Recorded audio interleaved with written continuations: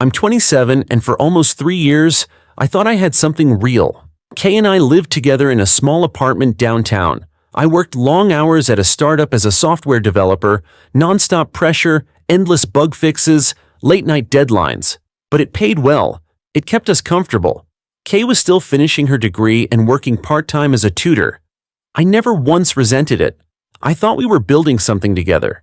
She'd stress about exams, I'd stress about code, but we were in it, side by side, or so I believed. That illusion shattered last Tuesday. My boss canceled an end-of-day meeting, which meant, for once, I could leave work early. I felt this strange excitement on the way home, an urge to do something small and kind, so I stopped at her favorite Thai place and picked up takeout. I thought we could eat together, maybe watch a movie, have a night to reconnect. Things had been stressful lately, and I just wanted to remind her that I was there, that we were still okay. When I got to our building, I noticed the apartment door was slightly open, not wide, but enough to catch my attention. My stomach tightened, and I tried to shake off the weird feeling creeping up my spine. I stepped inside quietly, bags in hand, planning to surprise her. But the surprise was on me. From the hallway, I heard voices. Hers, loud and laughing, and a guy's voice smooth and cocky. I froze. She has no idea. Kay's voice rang out, clear as crystal. He works all the time. He doesn't notice anything. I've got him wrapped around my finger. The guy laughed. The sound of a bottle clinking on glass echoed in the room. He's so clueless, she continued. I just tell him I'm stressed about school, and he backs off. It's pathetic how easy it's been. Every word stabbed. My hands clenched so tight around the bag that the plastic crinkled. I couldn't move, couldn't breathe, couldn't believe the girl I came home early for, because I missed her, was sitting in our apartment, laughing about how stupid I was. My first instinct was to storm into the room, to scream, to demand an explanation, but then I stopped. They didn't know I was there. They didn't even care that I might walk in. And somehow, that realization was worse than any fight could have been. So I left. I stepped back into the hallway, closed the door gently, and walked away. I didn't know where I was going. I didn't even cry. I just drove around until I ended up on my friend Max's couch. I said nothing, just collapsed into the cushions and stared at the ceiling. The next morning, I blocked her everywhere. Phone, social, email, gone. I wanted her to feel what I felt, that sharp moment of betrayal. I wanted her to feel the silence, the confusion, and the finality. There would be no explanation, no argument, no closure. For days she tried everything. Unknown numbers, desperate emails, even mutual friends reaching out on her behalf. I ignored it all. She didn't deserve an audience, not after mocking me in my own home. A week later, I learned who the other guy was, a coworker. Someone I'd shared meetings with, joked with. I remembered Kay mentioning him a few times, laughing about some project we worked on. He even shook my hand at a holiday party. He also had a girlfriend. Yep, they were both cheating. On people who loved them. On people who would have moved mountains for them. I didn't confront him. I didn't send some angry text or start a workplace feud. I walked into the office like nothing happened. Calm, professional, I let him sweat. And I reported it to HR with screenshots, timelines, everything. By the end of the week, he was gone. Fired. His girlfriend found out too. Word spread like wildfire. Kay showed up at Max's place a few days later. She must have figured out where I'd gone. She was a mess, mascara streaked, voice shaking. She begged, said she was confused, that it didn't mean anything, that she loved me. But she couldn't even own what she did. She danced around it, called it a mistake, not what it looked like, a moment of weakness. That's when I told her. I was there that night. I heard everything. Her face crumbled. I didn't raise my voice. I didn't insult her. I just opened the door and said, "We're done." And that was that. Funny thing is, after everything, I didn't feel broken. I felt clean. Like I'd finally torn off a bandage that had been festering underneath for months. I realized I'd been in denial. The relationship had been cracking for a while. I just hadn't wanted to see it. Now I'm rebuilding. Slowly. I'm not afraid to trust again, just more careful. And I've learned a truth that's both painful and freeing. Sometimes the biggest closure you'll ever get is walking away in silence. The first few days after I left Kay were chaos. My phone buzzed nonstop with unknown numbers, texts, emails, messages through friends, each one starting with confusion, turning into apologies, and eventually desperation. But I didn't respond. I didn't owe her anything, not after what I heard. I wasn't just walking away from a relationship. I was walking away from being the fool. I didn't sleep much. I'd lie awake on my friend Max's couch, staring at the ceiling, the words I overheard replaying in my head like a cruel loop. He has no idea. I've got him wrapped around my finger. Pathetic. I'd clench my fists, not out of rage, but from the sheer weight of humiliation.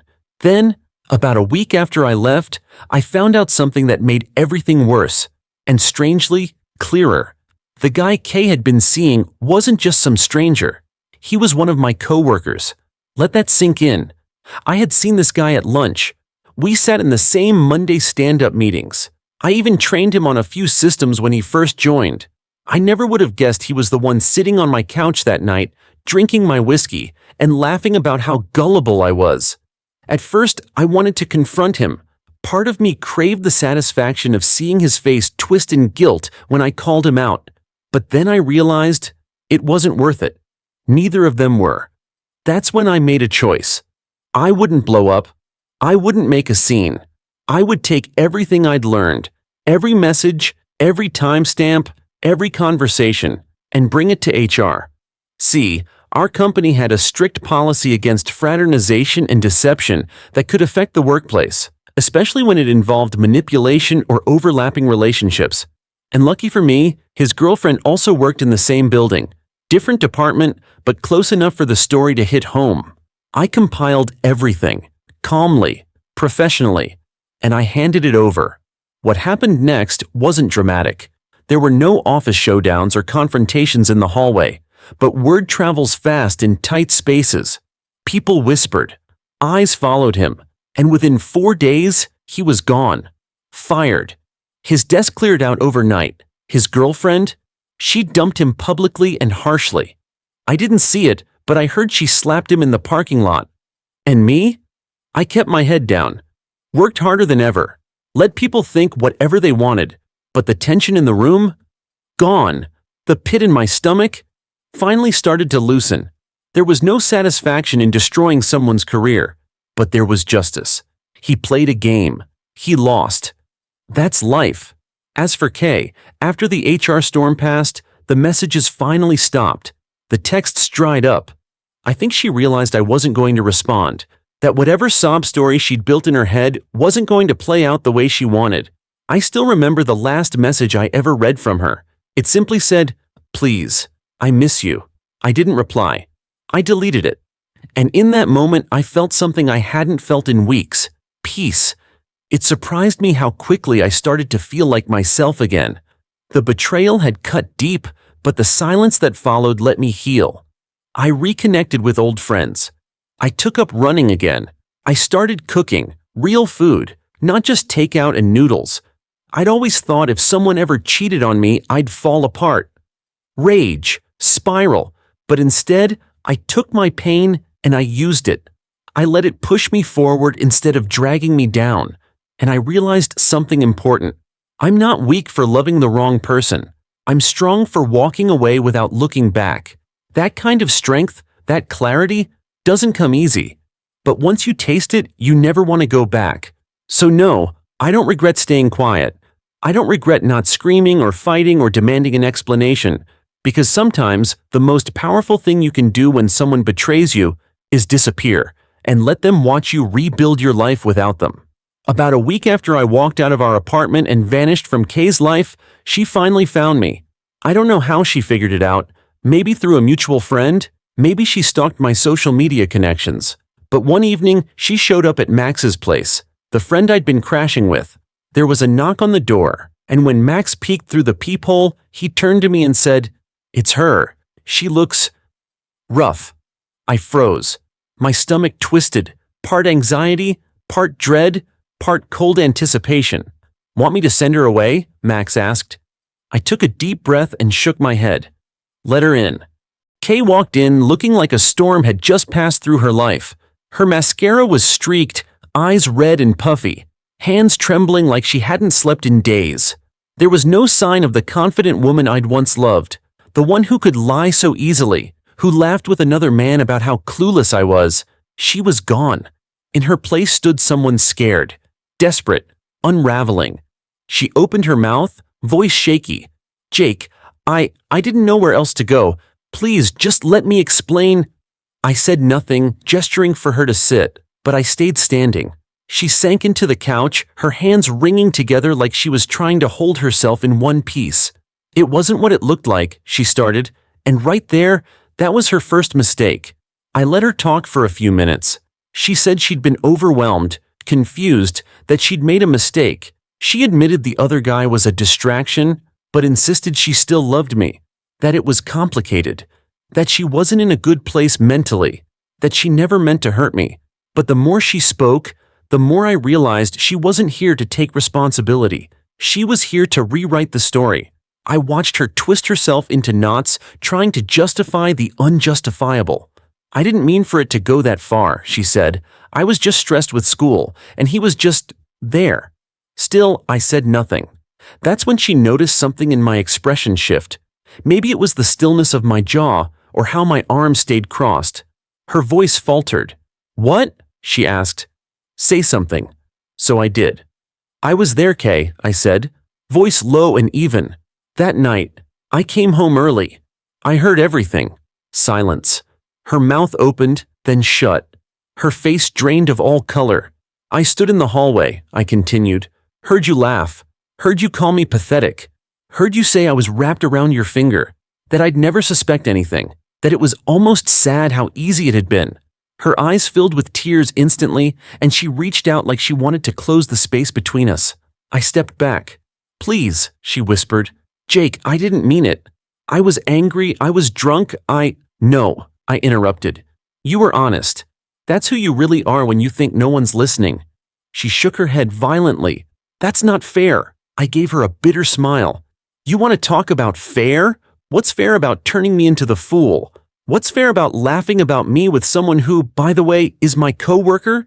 You didn't just betray me, Kay. You humiliated me." Tears streamed down her face now, and she crumpled in on herself like she was trying to disappear. "I don't want to lose you," she sobbed. "Please, we can fix this." I looked at her, the woman I once pictured building a future with, and felt nothing. Not rage, not longing, not grief, just detachment. "I'm not yours to lose anymore," I said quietly. "And there's nothing to fix." She tried to stand, maybe to hug me, maybe to beg. I didn't give her the chance. "I'm done, Kay," I said, walking to the door. "There's nothing left to say." "Jake, please." I opened the door. "Goodbye." Max stepped out of his room, standing behind me like a silent wall, and Kay stopped. She looked at him, then at me. Her shoulders collapsed, and then she left. She cried all the way down the hallway, but I didn't follow. I didn't watch. I closed the door, clicked the lock, and exhaled. That night, I slept more soundly than I had in weeks, because there was no more confusion, no more pain, no more hoping she'd come back and make it right. I had seen the truth, and I had chosen peace. I thought the worst was over. The moment I closed the door on Kay and walked out of that apartment. But life, it turns out, wasn't quite done twisting the knife. A few days after I disappeared from her life and blocked her on every channel possible, I got a message from a mutual friend. "Hey, was Kay seeing someone at your office?" the text said. I stared at it for a minute before replying with a simple, "Why?" The response came fast. "Because I think I know who it was." And that's how I found out the guy Kay had been laughing with in our living room wasn't just some classmate or a random hookup from work. He was one of my coworkers. Someone I'd talked to in the break room. Someone who had shaken my hand, looked me in the eye, and talked about weekend plans while knowing exactly what he was doing behind my back. Worse, his girlfriend also worked in our building. Different department, but close enough that we'd seen each other in the lobby a dozen times. My first instinct was pure rage. I wanted to confront him in front of everyone, to humiliate him the way he'd done to me. But then I took a step back. What would that accomplish? A shouting match? A brawl?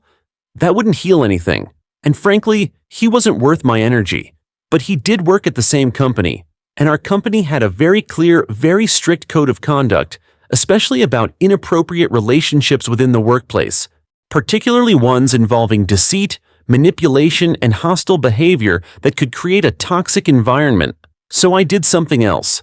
I gathered everything I had, screenshots, timelines, text backups from mutual friends who'd passed along their conversations, and made an appointment with HR. When I walked into that office, I wasn't shaking. I wasn't second-guessing myself. I was calm, professional, composed. I told them I wasn't looking for revenge. I was looking for accountability. I laid it out. This wasn't just about a personal betrayal. This was about an employee sleeping with another employee's partner while both were under the same company umbrella, and worse, while knowingly creating tension and deception within the team. HR didn't take it lightly. The following days were quiet, tense, the kind of tense where you could feel eyes darting during every meeting. He avoided me like the plague, wouldn't even make eye contact in the hallway. He knew. He was waiting for the blow, and it came faster than either of us expected. By Friday, his girlfriend had found out, before HR even had time to make their official move. Word travels, especially when you're messy and careless. She dumped him, loudly, in the lobby. 2 days later, his ID badge stopped working.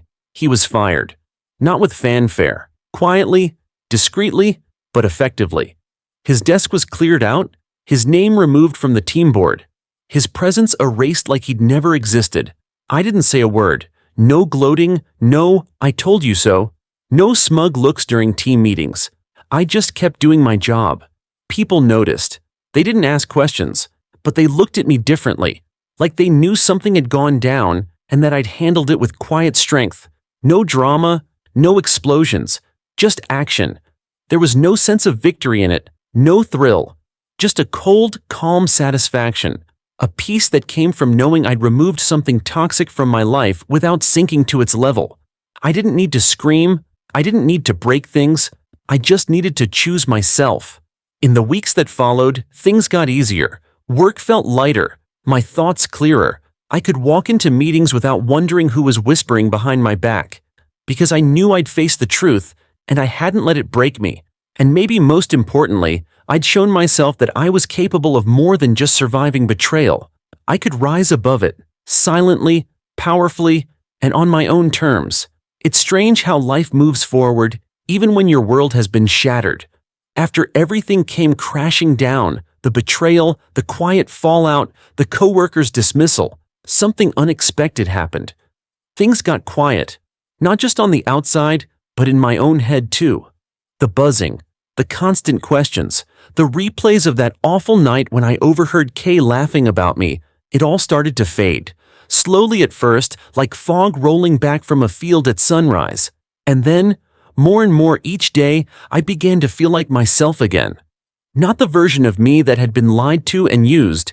Not the guy who thought he had a partner for life, only to realize she saw him as a convenience. No, I was becoming someone else entirely. Someone stronger, someone wiser. At first, I thought I'd never get past it. I mean, how do you recover from hearing the person you loved call you clueless while she joked with another man in your living room? How do you move on from the humiliation of knowing it was happening under your own roof? But then something happened that changed everything. One morning, about 3 weeks after it all went down, I woke up in Max's spare room and realized I hadn't thought about Kay once the night before. Not during dinner, not while watching Netflix, not even as I drifted off to sleep. It was like a fog had lifted. I went into the kitchen, poured myself a cup of coffee, and just existed. I wasn't mourning. I wasn't angry. I wasn't playing the betrayal over and over in my head. I was simply there, in that moment, present. And it hit me. This was freedom. Real, actual freedom. I wasn't just free from her cheating, from the lies or the toxic games she and that coworker played. I was free from the version of myself who accepted less than he deserved. For so long, I'd put Kay on a pedestal. I thought she was brilliant, talented, kind. I told myself she was just stressed or tired or struggling with school. I ignored the little things. How she flinched when I touched her shoulder, how she started hiding her phone screen, how she suddenly got defensive about her time. But deep down, I knew something was off. I just didn't want to believe it, because if I admitted the truth, I'd have to confront the fact that the woman I loved was already slipping away, that she had stopped seeing me as a partner and started seeing me as a backup plan. And worse, I'd have to confront the fact that I let it happen. I let her use me. I let her lie. I let her drift further and further while I stayed rooted in place, trying to hold on to something that had already died. Now, standing there with coffee in hand, I didn't feel like that guy anymore. I felt like someone who had come out the other side. Burned, yes. Bruised, definitely, but not broken. The truth is, I don't think betrayal ever really leaves you. It lives in the quiet moments, in the way you double-check the locks at night, or how you pause before trusting someone new. But it doesn't define you, not unless you let it. I spent years trying to be the perfect boyfriend, supportive, stable, forgiving. I didn't want to fight. I didn't want drama. I just wanted peace, love, a life built with someone I believed in. But I was building on a foundation that had already cracked. Kay didn't want peace. She wanted control. She wanted comfort without effort, security without sacrifice. And when she got bored, she created chaos, because that's who she really was when no one was watching. And me? I was just a convenient fixture in her life. The guy who paid the bills, who brought takeout, who didn't ask questions. Until I did. And now, here I was. Clear-eyed, a little more guarded maybe, but whole. I started going back to the gym. Not to get revenge abs or whatever those TikToks tell you to do, but because I wanted to feel strong again.